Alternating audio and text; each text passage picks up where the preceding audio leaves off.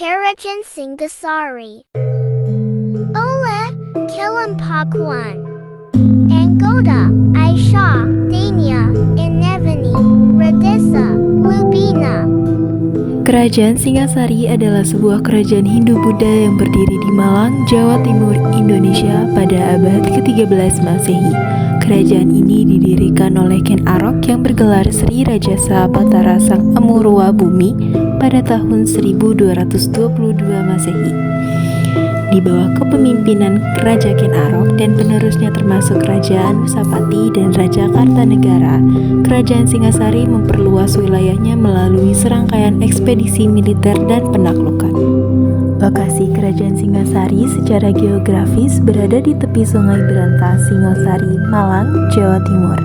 Kerajaan Singasari memiliki akses ke pesisir utara Pulau Jawa dan terletak di antara pegunungan yang mengelilingi dataran tinggi Jawa Timur. Untuk selanjutnya di sini kita akan membahas tentang silsilah raja-raja Kerajaan Singasari.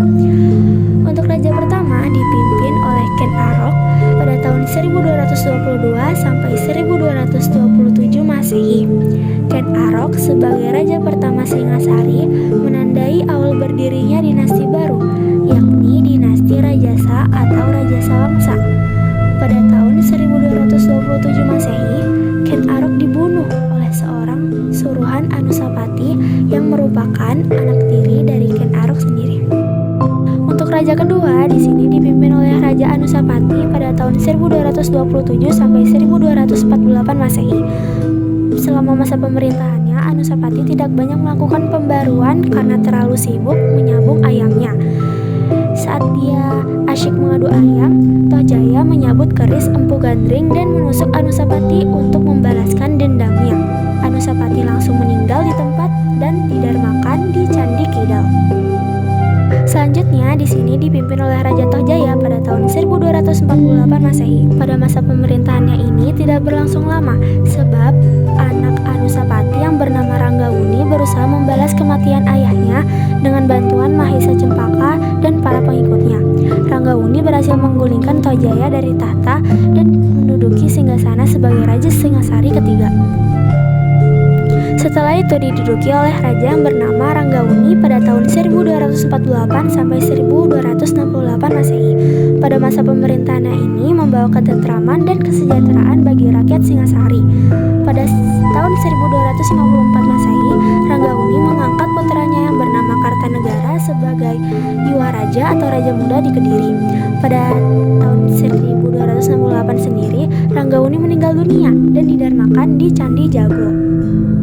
Setelah itu dipimpin oleh Raja Kartanegara pada tahun 1269 sampai 1292 Masehi. Yang Kartanegara sendiri merupakan raja terakhir dan terbesar di Kerajaan Singasari selama pemerintahan dinasti Rajasa. Kartanegara naik tahta pada 1268 Masehi dengan gelar Sri Maharaja Diraja Sri Kartanegara. Sebagai raja dengan ambisi yang besar, Kartanegara mempunyai cita-cita untuk menyatukan seluruh Nusantara di bawah pimpinannya. Setelah berhasil menguasai Jawa, Kartanegara memusatkan perhatiannya ke daerah Melayu hingga Mongolia. Masa kejayaannya terjadi di bawah pemerintahan Kartanegara yang berhasil memperluas wilayah kekuasaannya dan menjadikan Singasari menjadi salah satu kekuatan terbesar di Nusantara pada masanya. Salah satu pencapaian pentingnya adalah ekspedisi maritimnya yang sukses ke wilayah-wilayah sekitarnya, termasuk Bali, Sumatera, dan wilayah lain di Asia Tenggara. Faktor pendukung kebesaran Singasari yaitu yang pertama memperkuat angkatan perang, yang kedua mengalahkan politik luar negeri, yang ketiga mengajak kerjasama lawan politiknya, dan yang terakhir yaitu adalah wilayahnya yang subur. Penyebab runtuhnya Kerajaan Singasari yang selanjutnya adalah karena gugurnya Raja Kartanegara.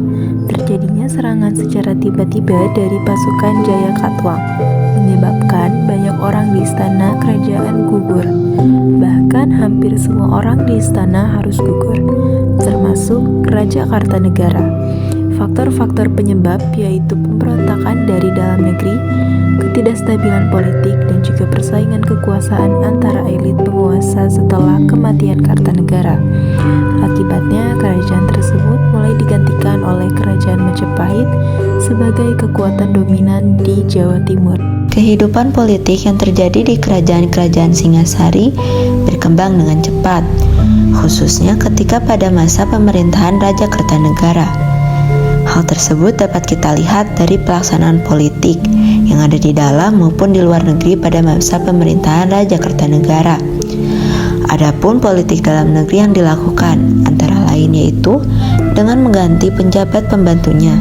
Tak hanya itu, untuk memperkuat lagi kekuasaannya, ia juga melakukan pernikahan politik dan memperkuat aspek angkatan perang.